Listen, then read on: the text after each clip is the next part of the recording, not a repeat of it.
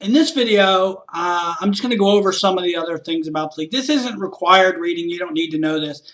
But if you're already interested in the league, you might be interested in hearing me talk about some of the ins and outs that I couldn't explain more fully in those other videos. So here are some of the concerns. I think one of the concerns people might have is that this game's too complicated. There's a lot of things that go into it, and you just don't want to spend the time learning all the stuff you need to learn to be competitive. Well, that's the real great part of this league because while, yeah, the whole three moving parts and three games and moving up and down, that is kind of complicated. But as far as you, the owner, is concerned, you need to do one thing. Draft guys that score a lot of points. That's basically it. There's really not much else you can do. Even if you understood every rule, it wouldn't help you that much if you didn't draft a lot guys that scored a lot of points. That was part of my goal. I wanted to have a fun game with a whole bunch of things that people would be interested in, but I also didn't want people to have to, spend every waking moment or, a couple hours a week on this game. You could, check in on Wednesdays, see how you did. That's basically all you need to do. The league runs itself.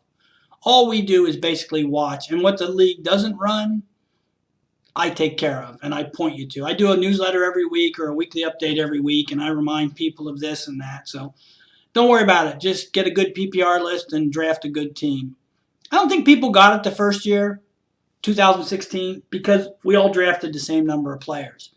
But last year, when people started seeing that they were drafting 14 guys and other teams were drafting 17 guys, they're like, hey, why don't I get, it's not fair, why don't I get more guys? And I said, that was what I was talking about last year, relegation. You go to a worse league. Oh, now I get it. It's like, yeah, good job, Dumbo. Now you're in the crappy league. Take that. Pay attention next time. But yeah, you don't have to do much. Another concern, some people ask, why don't we make all the leagues the same? Instead of having different players, 20, 17, 14, why not just, it's a fun game, why not just have every league draft the same number of players? Well, my response to that very intelligent question is, go to hell, Bernie Sanders.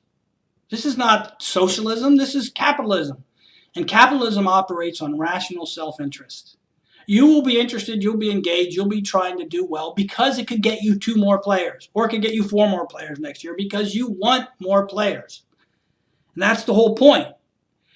What you want, your desire, will make you pay attention. I can't send an email out and say, hey guys, pay attention. People aren't going to respond to that. People will pay attention, people will be engaged, and they want to play in this league because they have their own interest at heart. And even up to the last couple weeks of the season, you'll see. You won't know if you're in the blue or the white or the green. And so you'll be checking in. You'll be rooting for your guys to score more points. I was up to the last week this year. I didn't know where I was going to go, what league I was going to be in. Another question is, or a concern is, that the crappy league really sucks and you have no chance. Well, it is true that you have very little chance to win the Survivor if you're in the crappy league. It's going to be pretty hard for a team to win the Survivor from the crappy league. But for everything else, it's the same. Relegation, still the top teams in the crappy league go to the Premier League the next year. And as far as league play, remember, if you're in the crappy league and you draft 14 guys, you're only playing head-to-head against other teams that draft 14 guys.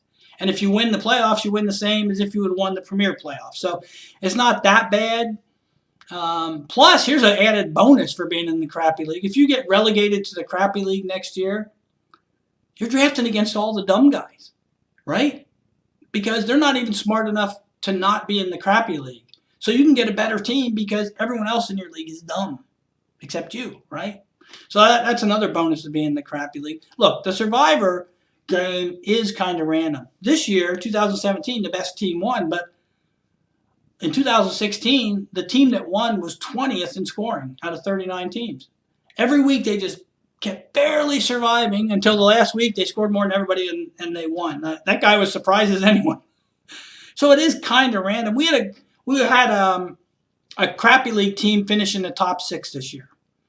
Out of 42 teams, they were one of the last 6 teams remaining in the Survivor. And they weren't even a really good crappy league team. I don't even think they made the crappy league playoffs. And they were like in the middle of the pack of scoring, but somehow they made it to the final 6. So yeah, crappy league teams will be there at the end. It's a little harder to win from the crappy league, but let's face it. There's 56 teams in this league. I don't care what league you're in.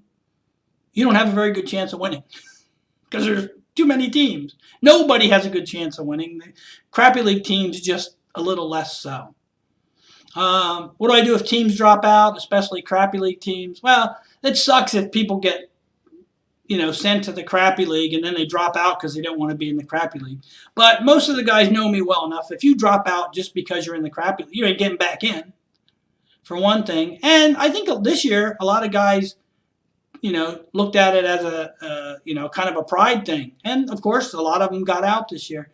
We had 2 openings last year. One of them went in the football. One of them had to go to the crappy. I think they flipped a coin or something for that. And the guy that was in the crappy, I don't think he made the playoffs, but he did well enough to get to the football. So one year he's already out of the crappy league. So yeah, if people drop out, we replace them. And I've been doing this for years, and I never have problems getting a whole bunch of people to play fantasy football. I'm trying to get 14 new guys right now, and I bet you it'll take me about 2 weeks to do it, and that'll be it. One thing I didn't go over is pickups. Probably best not think of them as pickups, just ads. You get to add 2 players during the season, but that's it. There's no like IR spot or anything like that. You just get to add 2 more guys to your best ball scoring lineup. There's a little strategy involved, but if you want to, if you're in the crappy league and you draft 14 guys, you can pick up a guy the first week and the second week, and you can have 16 guys right away by week 2. But sometimes you might want to wait because you don't know what injuries are going to hit you later in the season. So I would, keep a pickup in your pocket for that, just in case you might need it. That's about all I could think of right now. If you have any questions, you can just email me. But I say this again, if you want in, send an email, tell me what team you want to be, give me your information. And like I said before, I don't think it's going to last very long. I already got a guy sent me an email, said I got 4 guys definitely want in. So 4 guys I didn't even send this email to, or the initial email to. So any more questions, just ask.